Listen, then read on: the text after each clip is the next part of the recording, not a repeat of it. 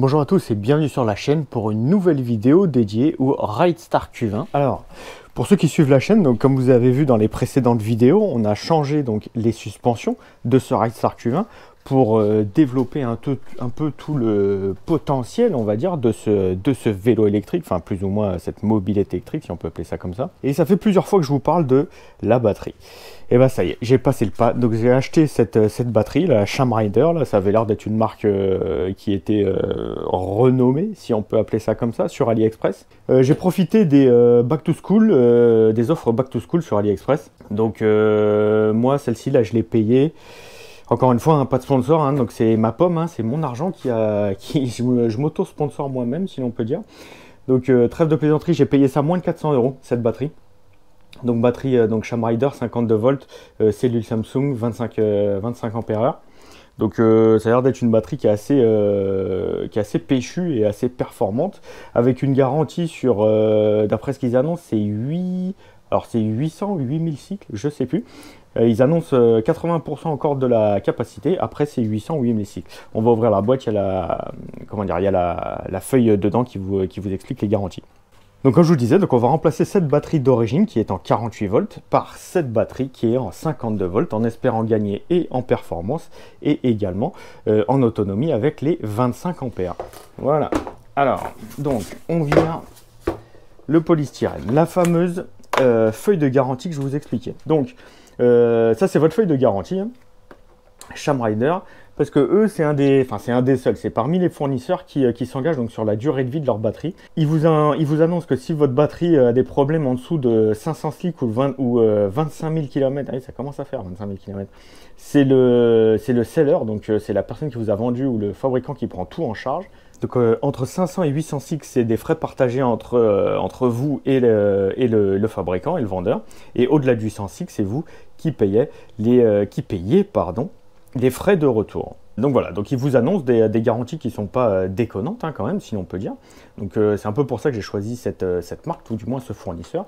Donc voilà la batterie en elle-même, avec prise XT60, bien entendu. Enfin bien entendu, c'est pas mal. Par contre le câble, comme vous le voyez, il est un peu court, donc il va falloir qu'on coupe, qu'on soude et qu'on se reprenne sur le faisceau d'origine, parce que le faisceau d'origine, ça part de la batterie pour aller jusque sous la selle dans le support où il y a toute l'électronique et donc la connectique. Donc faut que le fil, faut qu'il fasse tout le tour du cadre et clairement, bah là on n'a pas assez long. Donc il va falloir qu'on s'occupe de ça. Dedans, on vous donne bien entendu un jeu de clés. Donc les clés, bah, c'est pour l'antivol, c'est ce qui va fixer votre batterie sur son support. Et donc la batterie est fournie bien entendu avec son support. Je vais sortir la batterie de son logement, on va regarder un peu les caractéristiques. Ensuite, on va comparer les supports, parce que je pense que les supports sont assez similaires, si l'on peut dire. Mais bon, par sécurité, je vais quand même utiliser le support qui est fourni avec la batterie. Comme ça, il n'y aura pas de souci de garantie ou quoi que ce soit, on aura le support qui va avec la batterie. Donc voilà, batterie démontée du Q20. Donc pour comparer les deux batteries, donc batterie d'origine, la nouvelle, bah, vous voyez bien, donc il y a en termes de dimension, on est plus haut, moins long.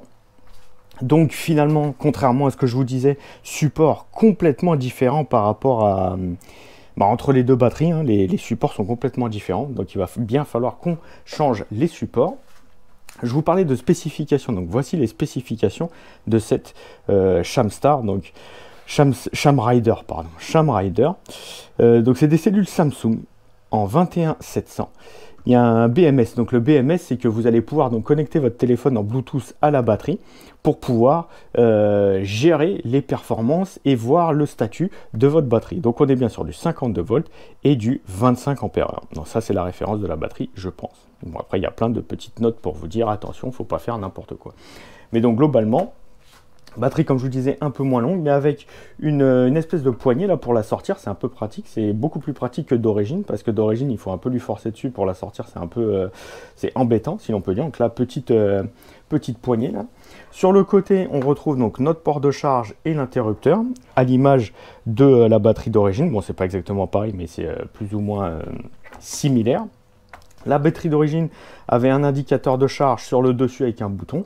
La Sham Rider, de mémoire, l'indicateur de charge, il est ici, voilà, il est sur le côté également avec un bouton. Alors, il faut appuyer sur On, il faut la mettre en haute. Voilà, on appuie sur le bouton Et là, voilà, vous avez pareil votre témoin de charge avec 4 diodes pour vous indiquer donc l'état de charge de la batterie. Et donc le bouton on-off sur le côté, comme je vous disais. Donc, qu'est-ce qu'on va faire? Eh ben, c'est très simple. On va démonter donc le support d'origine avec son câblage qu'on va couper. Et on va monter donc le nouveau support de la Chamrider et on va donc souder les fils pour sur l'ancien câblage. Déjà, on va voir si les fils concordent et on va se récupérer là-dessus pour refaire le faisceau, parce que là, on est un peu obligé de refaire le faisceau parce que c'est comme je vous le disais, hein, c'est pas du tout assez.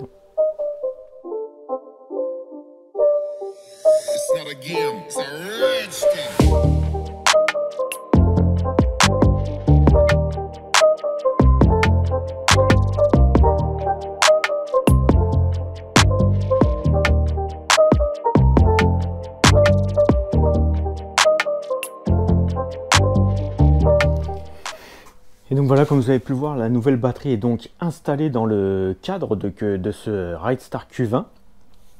Alors rien de bien compliqué, hein, pour fixer la fixation, c'est le cas de dire, le support de la batterie, 3 vis. Bon, d'origine il y avait 4 vis, la dernière vis de fixation elle n'est pas accessible, donc je vais voir si je peux percer, mettre un rive neutre pour avoir du coup mes 4 points de fixation.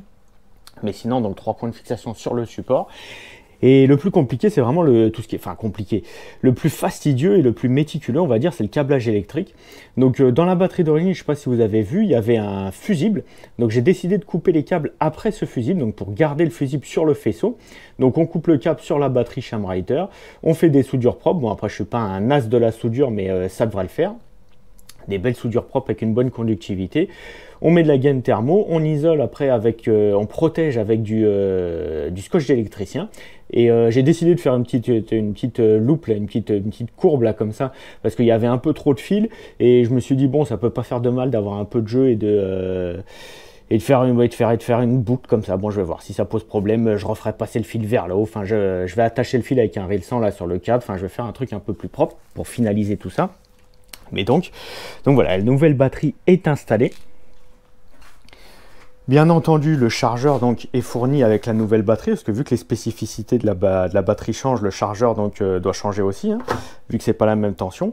Donc comme je vous disais, hein, le câble qu'on a coupé sur la batterie Chamrider pour se mettre sur le faisceau du vélo. Le câble de la batterie Chamrider, là, c'est du diamètre de câble, de fil, c'est du multibrin. Alors ça reste du multibrin avec du silicone autour, mais le diamètre est un petit peu plus gros que d'origine, donc bon, ça prouve un peu le soin qu'ils apportent un peu au connectique sur cette marque, la Chamrider.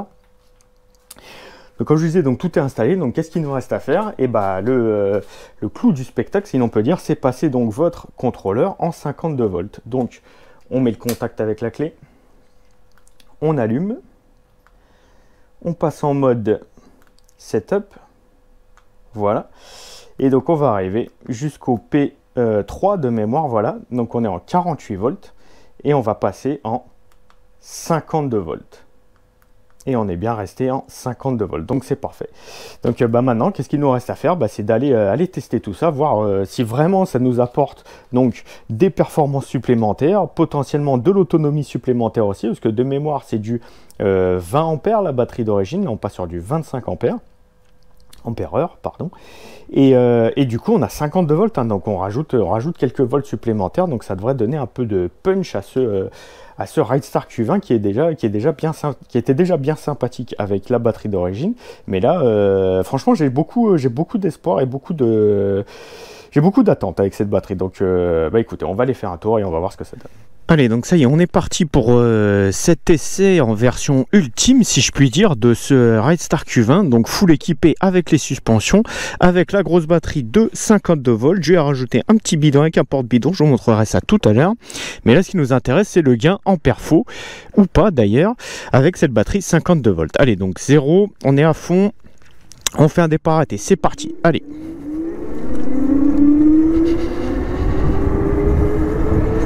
Alors comme ça, de but en blanc, je note une augmentation de l'accélération. C'est pas fou, mais on a une légère augmentation de l'accélération. Donc c'est déjà toujours ça de prix.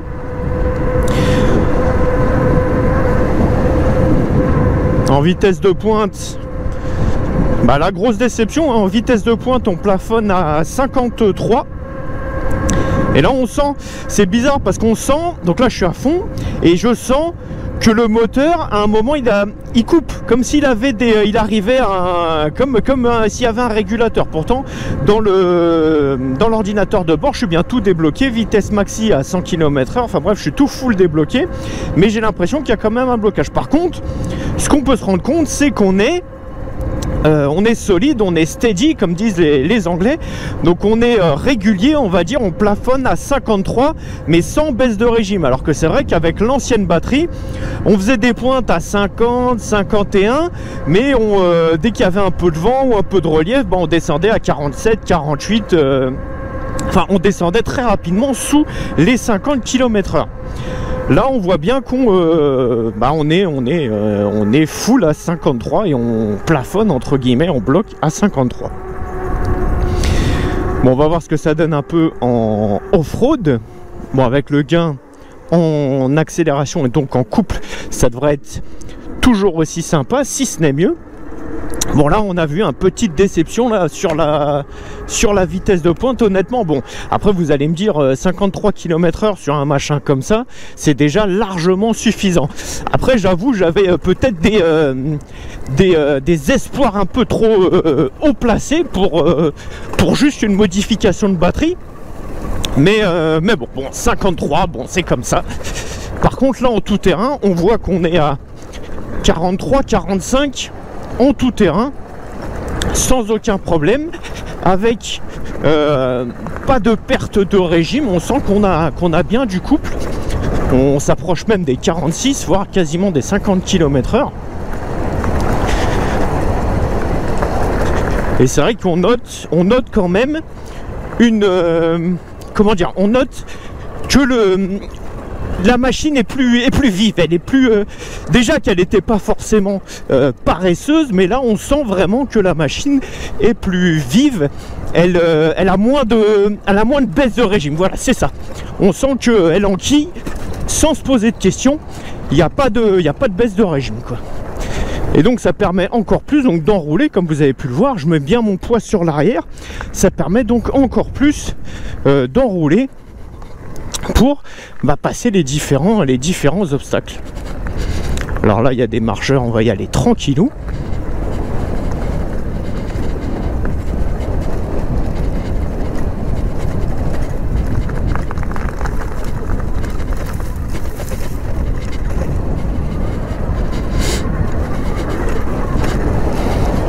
Vous voyez, la roue elle lève toute seule, hein. Si là pour le coup on sent que le gain en couple, on le sent à ce niveau là. C'est vrai qu'il suffit qu'on se mette un peu sur l'arrière et qu'on délaisse l'avant, et la roue avant a tendance à monter toute seule. Donc c'est là que donc je pense que bon, malgré la déception, hein, vous avez dû vous en rendre compte avec mes commentaires, bon malgré la déception on a quand même un gain sur la vivacité et le couple en tout cas de ce Q20. Alors pour vraiment voir tout ça, je vais vous emmener sur c'est un parcours que j'ai l'habitude de faire en quad quand je fais mes essais de quad, enfin des quads avec mes quads perso en tout cas.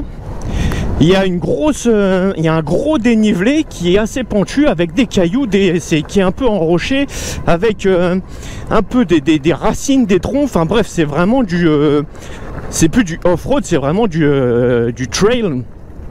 Donc je vais emmener le Q20 là-bas et on va voir ce que ça donne donc si on arrive à avoir plus de couple et donc un confort de passage dans ces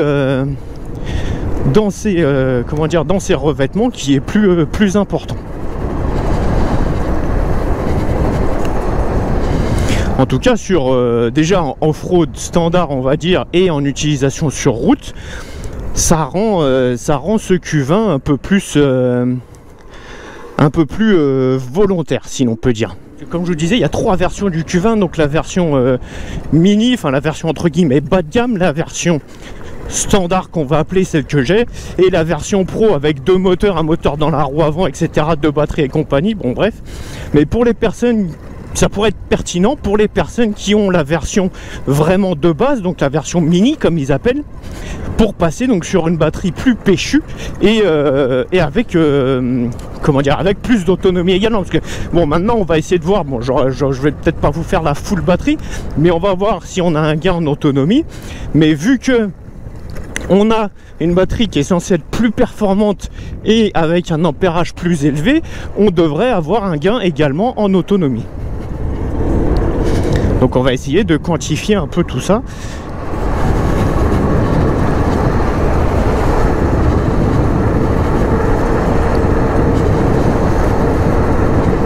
Et déjà là on voit, bon là je suis face au vent, donc j'ai le vent en pleine poire. Alors c'est pas un vent à 300 km/h non plus, mais ah ouais, c'est vrai qu'avec la batterie d'origine, on n'aurait pas réussi à atteindre les 53 km/h, on se serait arrêté au 47, 48 ou peut-être même 46, enfin quelque chose comme ça. Alors que là c'est vrai que, alors il met un peu plus de temps, mais il monte jusqu'aux 53 km/h sans problème entre guillemets.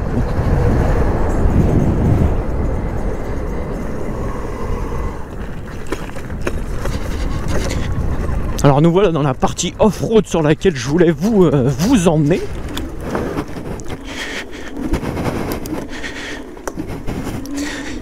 Allez, c'est parti, là on rentre dans le dur. Vous voyez, ça commence déjà à galérer. Donc là je pédale pas, c'est full le moteur. 6 km/h, ouais, il galère, il n'arrive pas tout seul. Donc il faut l'aider en pédalant. En pédalant. On arrive à le relancer et on va essayer de passer les obstacles. Alors le pneu arrière ça glisse malgré les pneus en fat. Ah, il faut pousser.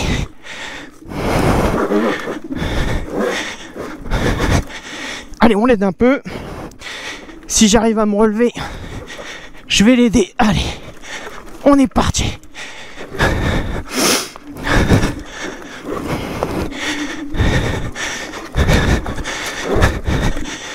Ah, ça glisse, hein. Pourtant je suis en basse pression, mais ça glisse. Allez, dernière partie de la côte. Allez, sur les rochers ça glisse. On est reparti.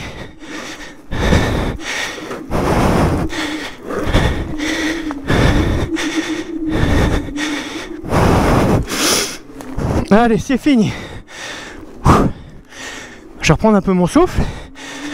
Alors, comme vous avez vu, le moteur, il a du mal à l'emmener tout seul, malgré le couple. Mais si on y remet plus de couple, la roue glisse. Et même juste avec le moteur, la roue glisse aussi. Donc, l'un dans l'autre, bah, même si on avait un moteur plus puissant, bah finalement on brûlerait le pneu plus qu'on avancerait. Allez, on continue.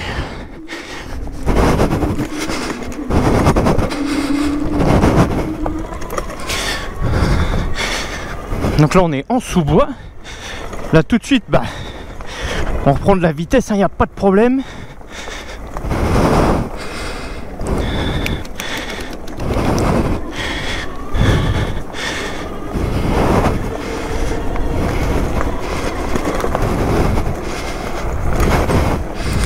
On baisse la tête pour pas se prendre les branches.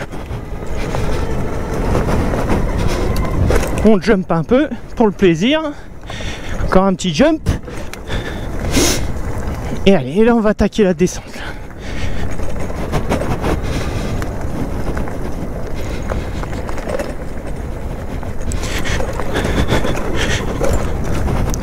Ah, ça glisse, hein. Là j'étais accéléré à fond sur les deux petites bosses, ça déleste. Du coup, on a le cul du vélo qui part. Parce que ça, enfin, ça burn, façon de parler, hein, mais il y a la puissance et le couple qui passe. Et du coup, ça vous fait déraper la roue arrière. Allez, là on attaque la descente.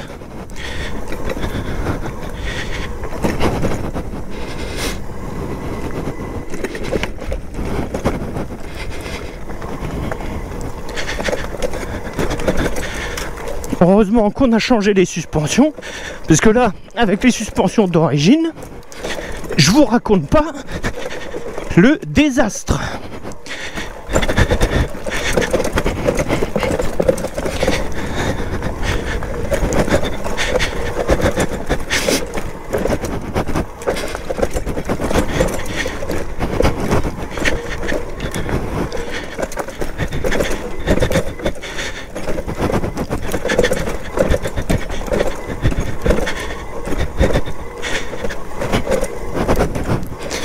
Là, faut bien lire le terrain pour pas se vautrer et risquer la chute, surtout avec les pierres et les bois.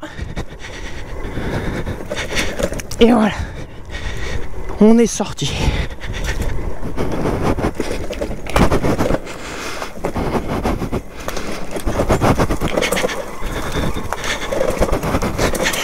Pour ceux qui ont vu la vidéo du Seaforce où je passe plus de temps avec la tronçonneuse à la main qu'à rouler, et bah c'était ici.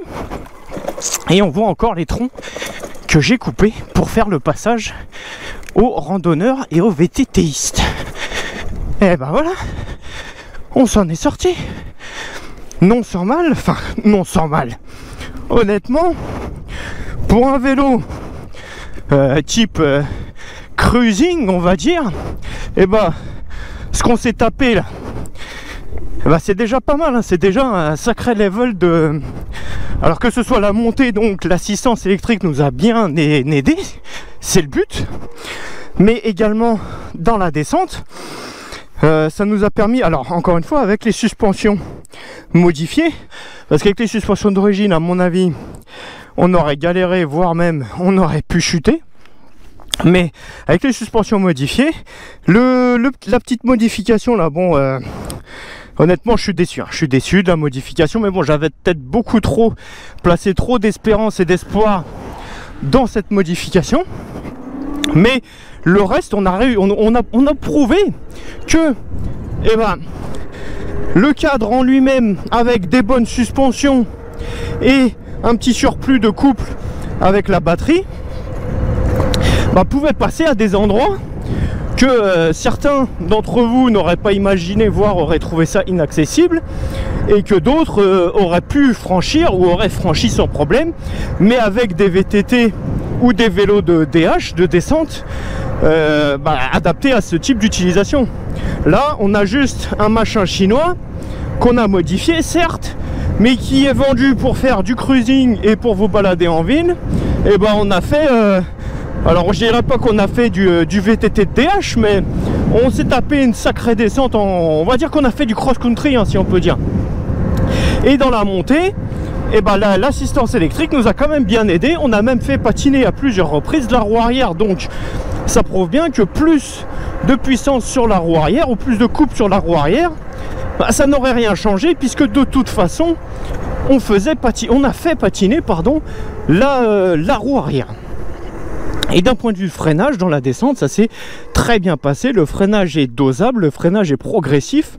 Alors de là à vous dire que ce freinage va encaisser des heures et des heures de cross-country comme ça, j'irai pas jusque là, loin de là même. Mais là on est clairement sorti du domaine d'utilisation de ce Ridestar Q1. Et bah pour moi ça fait le taf plus que bien, j'ai envie de dire. Bon voilà, on va rentrer gentiment.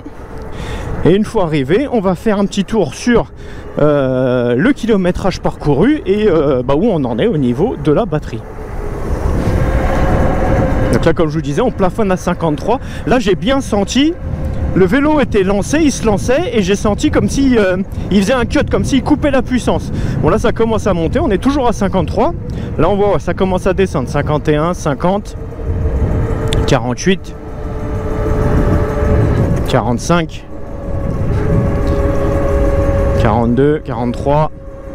Alors après là, comme je vous disais, les caméras ça aplatit vachement, mais cette montée, quand je la prends avec d'autres vélos électriques ou trottinettes électriques ou ce que vous voulez, on est à peine à 20 km/h et encore quand on a une machine qui est énervée. Là on a tapé la côte à 40 quand même.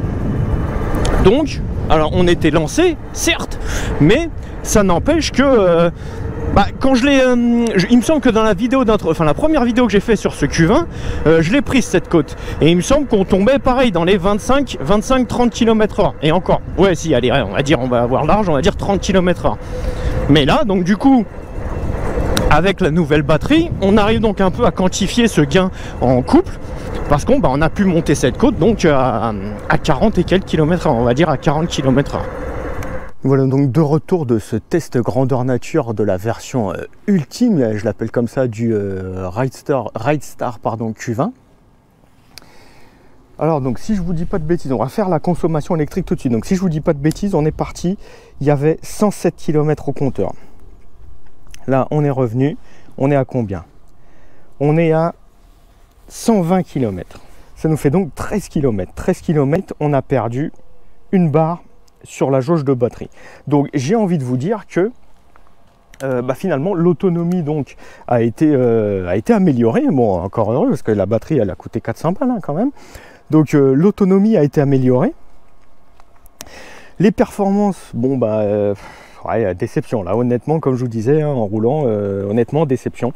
Alors comme je vous disais, est-ce que c'est parce que j'avais trop d'espoir, j'avais trop d'attente, je sais pas. Bon, alors on sent, on peut notifier un gain en couple avec donc cette batterie, c'est quoi? C'est une Chamrider en 52 volts. 52 volts, 25 ampères-heure, voilà, avec des cellules Samsung. Donc globalement, donc la qualité globale de la batterie, bien entendu, est meilleure sur cette Chamrider. L'autonomie donc est clairement meilleure. On sent qu'on a un gain de couple qui est quantifiable, qui n'est pas extravagant, mais qui est quantifiable. Grâce à ce gain de couple, du coup, on a une vitesse max qui se stabilise et qui plafonne, mais qui se stabilise à 53 km/h, sans trop d'efforts, et on arrive à garder cette vitesse sur des longues distances, malgré du vent de face, malgré quelques irrégularités de la route. Dans les grosses côtes ou gros dénivelés, bon forcément hein, ça se couche un peu, mais dans la globalité, donc l'ajout de cette batterie 52 volts vous donne un véhicule qui est légèrement plus performant, mais qui dans la globalité est plus vif et plus volontaire, et qui pâtit moins, on va dire, du relief et du revêtement de la route. Donc pour conclure, hein, comme je vous disais, hein, si vous avez une batterie qui est usée ou qui est abîmée, si vous avez la batterie entrée de gamme avec la version bas de gamme du Q20, oui, cet add-on de la batterie 52 volts, ça se justifie, c'est pertinent. Après, pour les personnes qui ont la même version que moi, donc la version milieu de gamme avec la batterie 48 volts, 20 ampères-heure de mémoire d'origine, est-ce que ça justifie les 400 €? Moi, de mon point de vue, non. Après, si vous avez 400 € à vous séparer, que vous ne savez pas quoi en faire, allez-y, ou donnez-les-moi. Mais bref. Mais oui, honnêtement, pour les 400 €, si vous avez une batterie qui fonctionne bien, vous n'allez pas.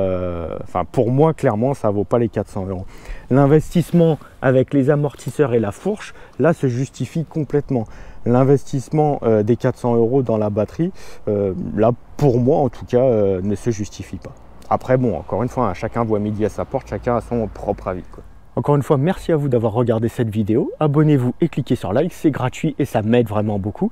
Allez jeter un œil sur mon Instagram pour avoir les dernières news et dernières infos en avant-première. Si vous le souhaitez, activez les notifications pour ne jamais rien louper. Et on se retrouve très bientôt dans la prochaine vidéo. Allez, salut! Even when you feel low, you can still go. Even when you feel slow, you can still go. Even when there's no hope, you can still go. I never answer to no, man, I still go.